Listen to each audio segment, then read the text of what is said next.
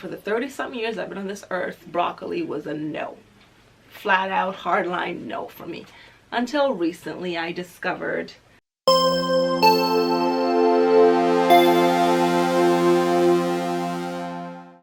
Hello everyone, and welcome to another installment of Fab Five Friday. If you're new here, my name is Wemi. This is Moments of Love, obviously. And Fab Five Friday is a little segment that I do. It's my time to share with you guys what I'm currently eating, cooking or eating, what I'm currently shopping, what I'm currently listening to, what I'm currently watching, and what I'm currently reading. Those are the 5 main categories that we talk about, and the reason for this segment is to hopefully open you up to some new things that you probably have never heard of, things you don't know, to try some new things and just open up your world. So that's what this is all about. So if you like this kind of content, please give me a thumbs up and let me know what you like in the comment section below. Without any further ado, let's get right into it. So today we're gonna start off with what I'm currently cooking or eating. In my family right now, we're not really like cooking anything in particular, to be honest. I've been doing a lot of I'm gonna call them lazy meals, like just throwing some steak on the grill with some potatoes, some homemade pizza. We've done homemade pizza a few times. We've done little things like I'm trying to think. We've done a lot of leftovers. Like I've had a lot of things frozen when I went on my cooking went on a cooking spree at the start of the pandemic, where I cooked a whole bunch of things like every day. So I would always freeze the leftovers to have them for later. So we're now finally going through the stash that I've built up in the freezer because I just haven't been in the mood to cook. But the one thing we have been cooking though is our vegetables. This chick right here never used to like broccoli. I mean, for the 30-something years I've been on this earth, broccoli was a no. Flat out, hardline no for me. Until recently I discovered the magic as to why I didn't like broccoli. Want to know the secret? People cook broccoli wrong. No, I'm joking. People cook it how they want to cook it, but it's not how I like it. What I have discovered is the reason I don't like broccoli is because most people boil or steam their broccoli. I like my vegetables crunchy. I already know that about myself. Like carrots, do not give me steamed carrots. Like, I ain't touching that. I like my vegetables crunchy. So because of that, after trying good food, one of their recipes had us saute some broccoli and it tasted phenomenal. So I decided at that point that, okay, I do like broccoli. So here's the secret to how to prepare broccoli so that you and your family can enjoy it, okay? If you have picky eaters like me. The first thing is you want to cut the broccoli. First of all, cut off the stem as much as you can. I mean, leave some stem on it, but like I'm not a huge fan of just the chunk stem. That's just, nah. I like my crowns, okay? Broccoli crowns for the wing. So I cut it so that's just broccoli crowns, or sometimes I'll just order broccoli crowns when I do my grocery shopping online. I only put broccoli crowns in my cart. And every now and then they're like, we don't have any broccoli crowns, but here's some actual broccoli. So I cut that stuff off. I keep the crowns, and you take the crown and you want to just kind of break off as much of the big crowns as you can, make them as small as you can, and then you want to slice it down the middle, from the top, from the bushy tree top down the middle. That way you have a flat side and a regular tree rounded side. You want to take your flat side, you want to throw it all into a pan. First, you want to make sure you sprinkle some olive oil on that pan. Don't douse it in olive oil because you're not frying it, you're sauteing it. So sprinkle some olive oil on your pan. Throw on your broccoli that's been cut down the middle to have a flat side to it. And then you want to throw that on there. You want to take the pan and do a little, sauteing trick there and get as much of your broccoli coated in that olive oil as you can. Once you've done that, you're going to take some freshly ground black pepper. That's important, like the fresh ground. Take some fresh ground black pepper, grind it on there. Take some fresh ground Himalayan salt, like the rock salts, grind them. Same thing, get a little bit on there. Then take some Cajun seasoning and sprinkle your Cajun seasoning on your broccoli. And then let that cook for about 5 minutes or so. Boom, you'll have amazingly seasoned, crunchy broccoli. It's perfect. My family loves it. Alaya will eat it now. I'll eat it now. We love it. So that's our number one thing that we have discovered we love and we are still eating hardcore is broccoli. Because before that, you couldn't give me one broccoli to eat. Now I'll eat an entire bowl of broccoli if it's cooked like that. I'm your girl, okay? So that's the first thing we're currently eating.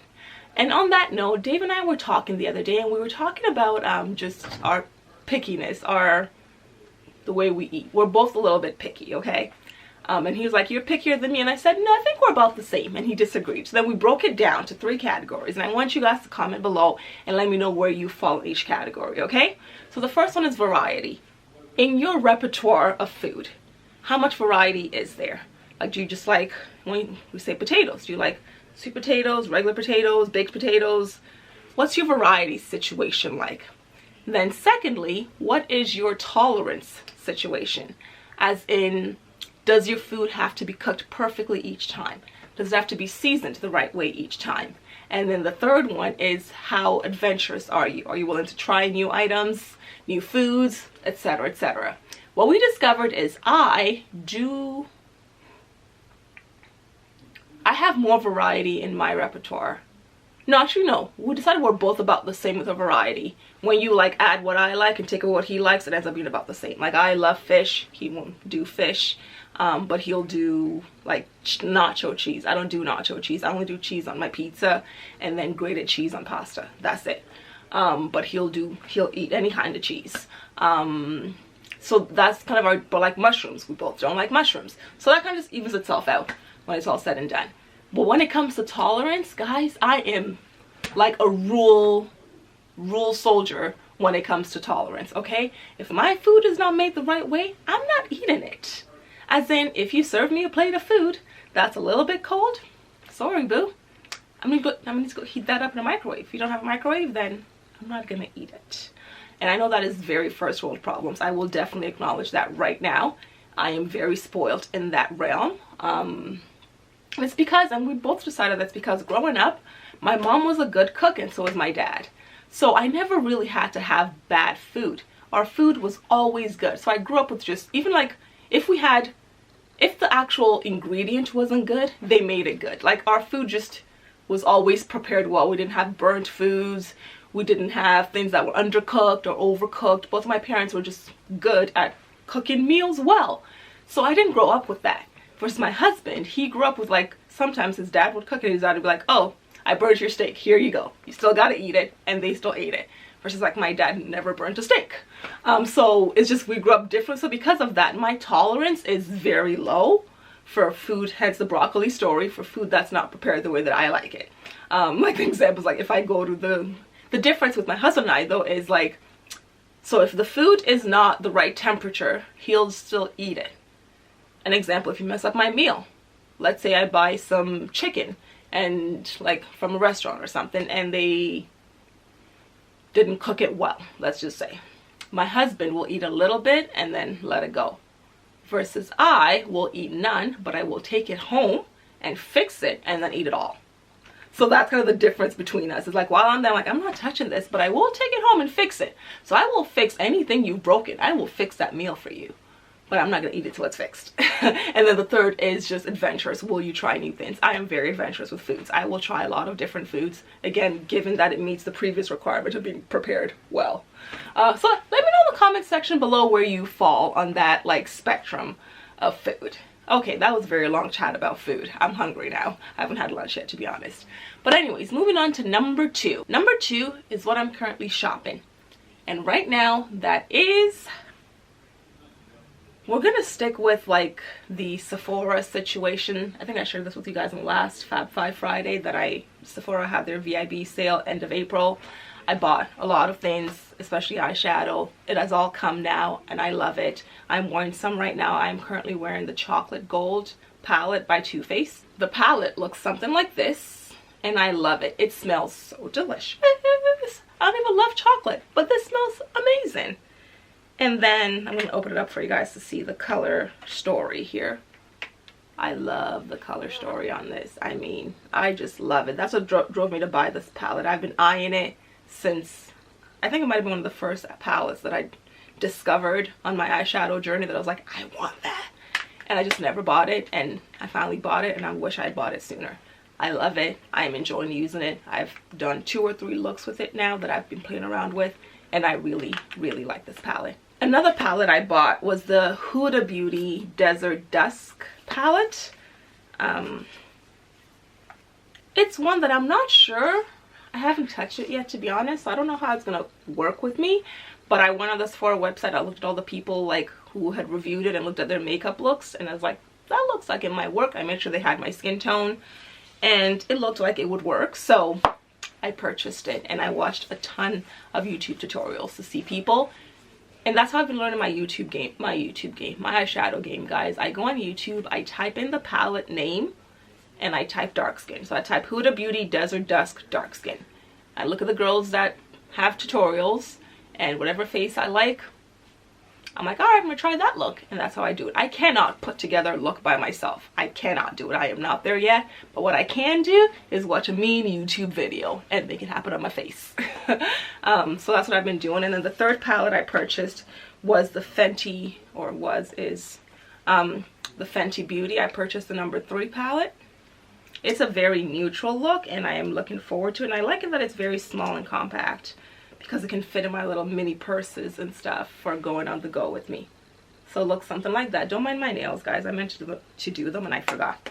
But those are the palettes I purchased, and I've been enjoying the Too Faced one. I'll be honest, I have not touched these yet at all because I'm still stuck in my Too Faced chocolate gold world, okay?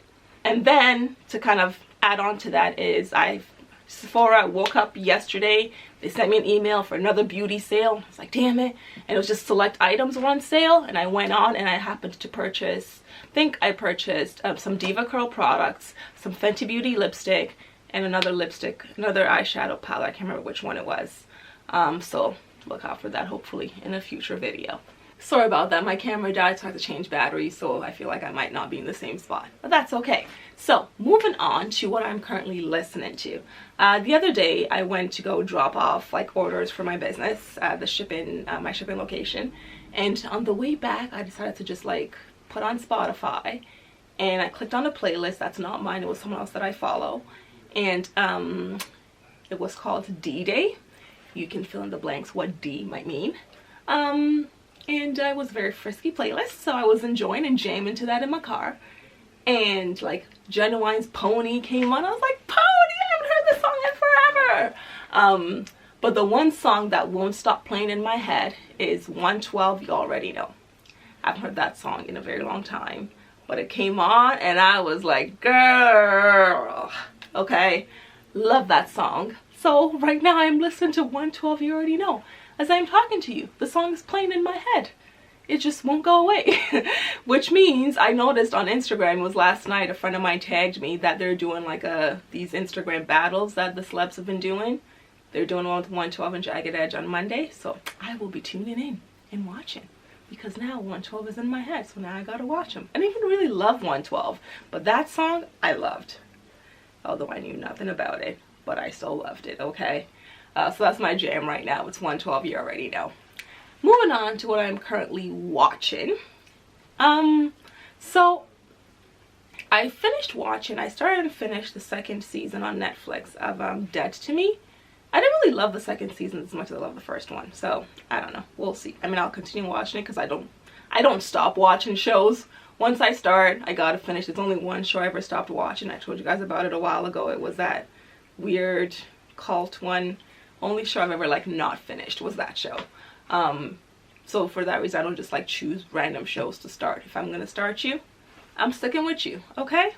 So I just started C on Apple TV. I gave you guys the Apple TV story last time. So they have the show C. It's with Jason Momoa, and I'll be on. I'm only on like episode 2, so I'm really not that far in, maybe 3. But episode 1, in the first 10 to 15 minutes, I was like, what have I done to myself? This is a terrible idea. Because I'm not a huge fantasy, what's it called? What is it called? It's described as fantasy, or it's not coming to me right now. But anyways, I'm really not into that genre of like TV and movies. You know, the Game of Thrones, like it doesn't appeal to me. I tried, it doesn't appeal to me. So in the first few minutes of the show, I was like, oh, dystopian. That's what I was going for, dystopian. The first few minutes I was like, oh, is this one of those, I can't do this, I don't like it. But then I stuck with it, okay? And by the end of the first episode, I was like, okay, I like you. We can get with this. So I am watching it. I am enjoying it. Once I'm done filming here, I'm probably going to go sit down and hit play and keep watching it while I work.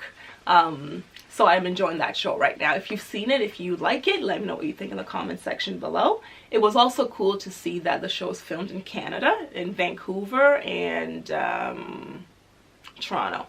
The second season is supposed to be filmed in Toronto right now. So I'm curious to know what's going to happen with that, because I went on their IMDb site and it said second season was filming from February 2020 to July 2020. I was like, yikes, the lockdown happened in March.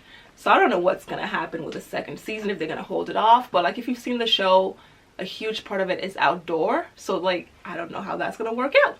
But I'm curious to see. Let me know if you watch it and what you think is going to happen with the second season. Last but not least is what I am currently reading, guys. I'm currently reading the book. I'm not sure if it's Akin or Akin. But anyways, it's by Emma Donoghue.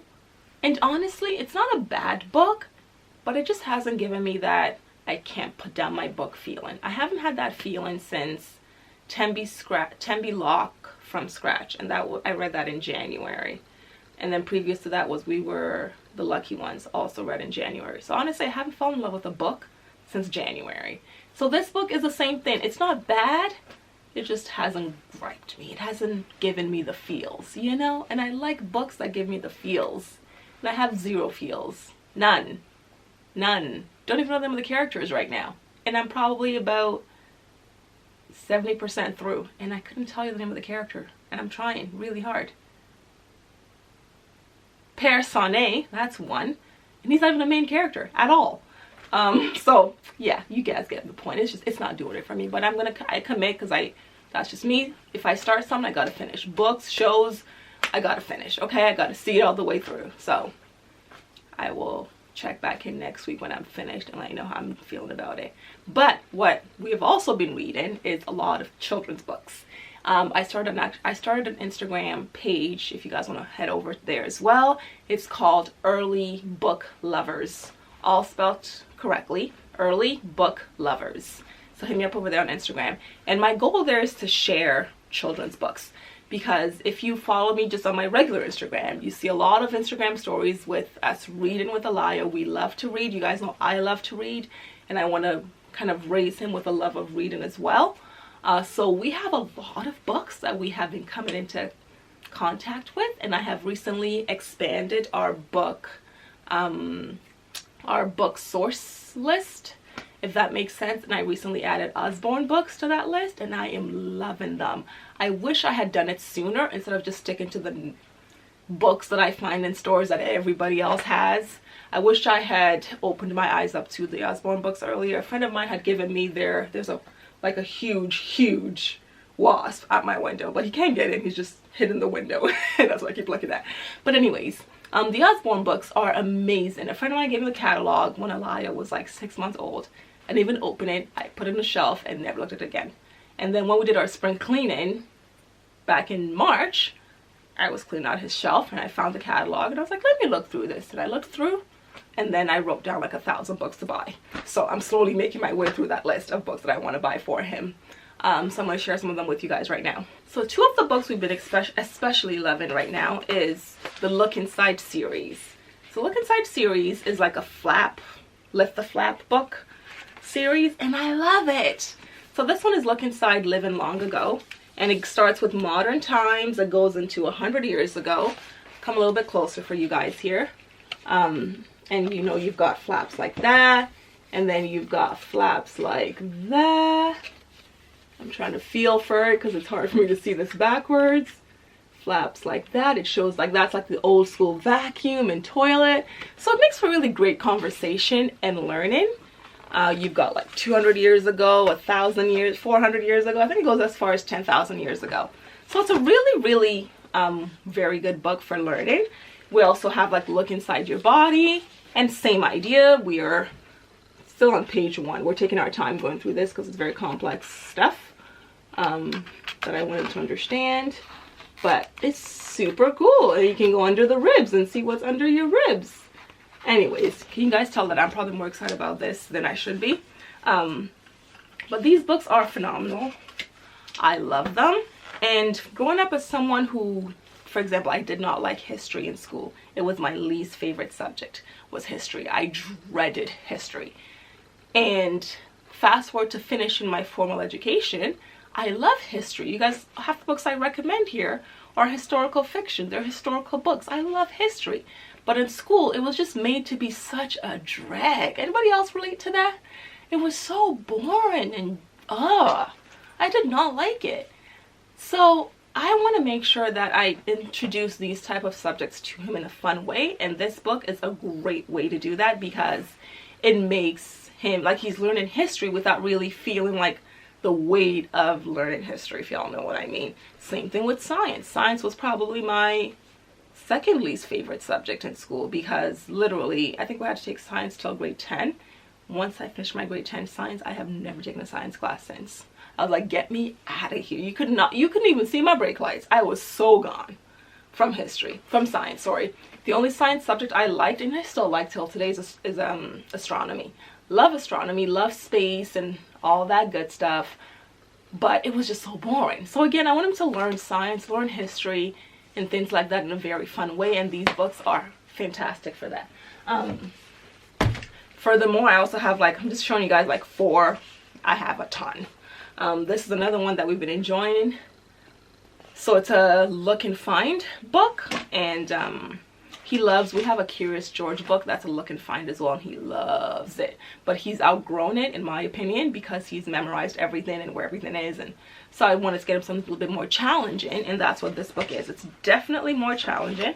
I'll show you guys a page. There's a lot going on for you to find things. So I've bought him a few of those, and likewise on the topic of more learning oriented books, we've got a flags book here, and this one is again going on the topic of learning science, history, geography, and I thought this would be a cool way we could have open up to a page. He can choose any flag he wants, and we can color, we can draw and color it, we can cut it out in construction paper. I thought it would just be a great resource for us to do, and that way he can also learn a little bit of geography along the way. This was a super long episode of Fab Five Friday.